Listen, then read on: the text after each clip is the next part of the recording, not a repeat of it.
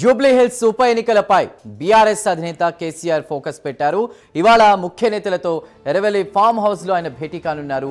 ఈ సమావేశంలో భాగంగా జూబ్లీ హిల్స్ ఉప ఎన్నికలకు ఇన్ఛార్జిగా నియమించే అవకాశం ఉంది. అలాగే ఉప ఎన్నికల్లో అనుసరించాల్సిన వ్యూహాలపైన దిశానిర్దేశం చేయనున్నారు.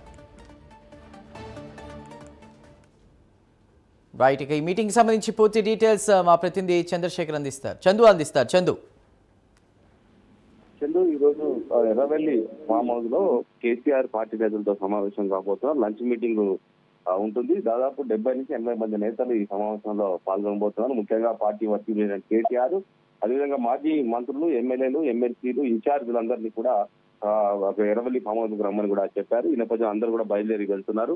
ప్రధానంగా జూబ్లీ హిల్స్ ఉప ఎన్నికపైనే ఈ సమావేశం కొనసాగబోతోంది. ఎందుకంటే ఇప్పటికే నామినేషన్ ప్రక్రియ పూర్తయి నామినేషన్ కూడా నాగంటి సునీత ఓకే అయిపోయింది. ఎన్నికల అధికారులు కూడా ప్రకటించిన నేపథ్యంలో ఇక ప్రచారంలో స్పీడప్ పెంచాలని కూడా బీఆర్ఎస్ పార్టీ భావిస్తా ఉంది. ఈ క్రమంలోనే కేసీఆర్ పార్టీ నేతలకు దిశానిర్దేశం చేయబోతున్నారు. పార్టీ అనుసరించాల్సిన వ్యూహాన్ని కూడా ఆయన ఖరారు చేయబోతున్నారు. ప్రధానంగా ఏ రకంగా ప్రచారం చేయాలి, ఏ రకంగా ముందుకెళ్లాలి అనే దానిపైన నేతలకు కేసీఆర్ చెప్పే అవకాశం అయితే కనిపిస్తా ఉంది. ప్రధానంగా మాగంటి గోపీనాథ్ మరణంతో జూబ్లీస్ లో ఉప ఎన్నిక వచ్చింది. ఈ క్రమంలోనే ఆయన భార్య మాగంటి సునీతకే బీఆర్ఎస్ పార్టీ బీఫామ్ కూడా ఇచ్చిన నేపథ్యంలో ఇప్పటికే ఒక దఫా ప్రచారాన్ని అయితే బీఆర్ఎస్ పార్టీ ముమ్మరంగా కొనసాగించింది. ముఖ్యంగా మాగంటి మరణానంతరం ఎప్పుడైతే ఉప ఎన్నిక వస్తుందో తెలిసిందో అప్పటి నుంచే సంతాప సభలు నిర్వహిస్తూ ముందుకు వెళ్ళింది. 7 డివిజన్లలో సంతాప సభలు నిర్వహించింది. అదేవిధంగా door to door campaign Maganti సునీతతో పాటు ఆమె కుమారుడు, కుమార్తెలు కూడా ప్రచారాన్ని కొనసాగిస్తున్నారు. ఇక దీంతో పాటు పార్టీకి సంబంధించిన యంత్రాంగం అంతా కూడా మొత్తం జూబ్లీస్ లో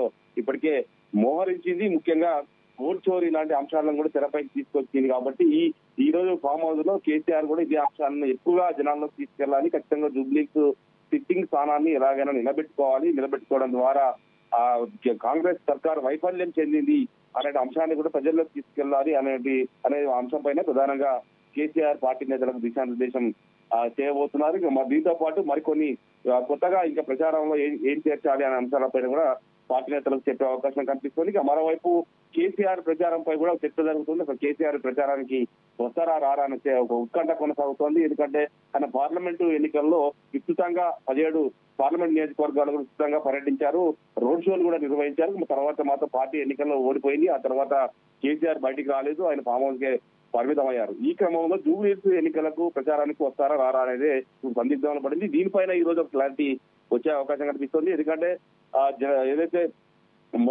వచ్చే నెల మొదటి వారం నుంచి కూడా కేటీఆర్ రోడ్ షోలు కూడా అన్ని నియోజకవర్గం జూబ్లీ హిల్స్ లోని 7 డివిజన్లలో ఉండబోతున్నాయి. ఒక హరీష్ రావు రోడ్ షోలు కూడా ఉండబోతున్నాయి. ఈ క్రమంలో కేటీఆర్ కి పూర్తి బాధ్యత ఇప్పటికైతే అప్పగించారు. కాబట్టి ఎన్నిక కూడా పూర్తిగా ఆయనకి అప్పగిస్తారా, లేకపోతే కేసీఆర్ కూడా రంగంలో దిగుతారా అనేది మాత్రం నేడు క్లారిటీ అయితే రాబోతుంది. చందు, ముఖ్యంగా ఇప్పుడు త్రిముఖ పోటీ చూస్తున్నాం. బీఆర్ఎస్ కావచ్చు, బీజేపీ కావచ్చు, కాంగ్రెస్. ఇక బీఆర్ఎస్కి సంబంధించి ఇప్పటికే ఇన్ఛార్జీలు నియమిస్తారు, వాళ్ళకి దిశానిర్దేశం చేస్తారని చెప్తున్నారు. అసలు వాళ్ళ వ్యూహం ఎలా ఉండబోతుంది? బీఆర్ఎస్కి సంబంధించి ఏమైనా మీ దగ్గర సమాచారం ఉందా?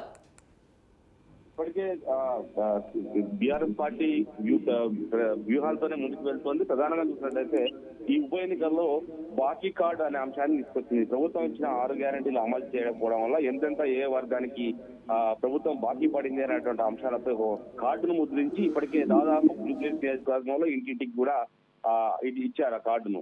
ఆ రకంగా కూడా కాంగ్రెస్ ప్రభుత్వంపై విమర్శలు చేశారు. ఈ క్రమంలో దాంతో పాటు హైడ్రా అనే అంశాన్ని కూడా తెరపైకి తీసుకొని జూబ్లీహిల్స్ ఎన్నికల్లో ఆ ప్రచారంలో విస్తృతంగా కూడా బీఆర్ఎస్ పార్టీ వాడుతోంది. ముఖ్యంగా కాంగ్రెస్ గెలిపిస్తే జూబ్లీహిల్స్ లో ఖచ్చితంగా హైడ్రా వస్తుంది, పేదల ఇల్లు పూరుస్తుంది అనే అంశాన్ని కూడా చాలా కింది స్థాయిలో తీసుకెళ్లేటువంటి ప్రయత్నాన్ని కొనసాగించింది. మరోవైపు బస్తీ దవాఖానాలలో పరిస్థితి ఏ రకంగా ఉందనే అంశంపైన కూడా ఇప్పటికే ఆయా 7 డివిజన్లో ఉన్నటువంటి బస్సు దవాఖానా అన్నిటికీ సందర్శించారు పార్టీ నేతలు. అక్కడ ఉన్నటువంటి లోపాలను కూడా ఎత్తి చూపే ప్రయత్నాలు కూడా కొనసాగించారు. ఈ క్రమంలోనే ఇలాంటి ప్రత్యేకమైనటువంటి వ్యూహాలతోనే ఇప్పటికీ బీఆర్ఎస్ పార్టీ ముందుకెళ్తోంది. ఖచ్చితంగా ఎన్నికల్లో గెలుస్తామనేటువంటి ధీమాను అయితే ఇప్పటికే వ్యక్తం చేస్తుంది. మెజారిటీ పైన తాము చూస్తారని ఇప్పటికే గెలుపు ఖాయమైందన్నటువంటి ఒక ఆత్మవిశ్వాసం అయితే బీఆర్ఎస్ లో కనిపిస్తా ఉంది. ఎందుకంటే ఒకవైపు మాగంటి గోపీనాథ్ 3 సార్లు ఎమ్మెల్యే ఆ నియోజకవర్గంలో చేశారు కాబట్టి ఆయనకు ప్రత్యేకమైన గుర్తింపు ఉంది. ముఖ్యంగా జూబ్లీహిల్స్ నియోజకవర్గంలో బస్తీలు ఎక్కువ ఉన్నాయి కాబట్టి బస్తీల్లో ఆయనకు మంచి పట్టు ఉంది.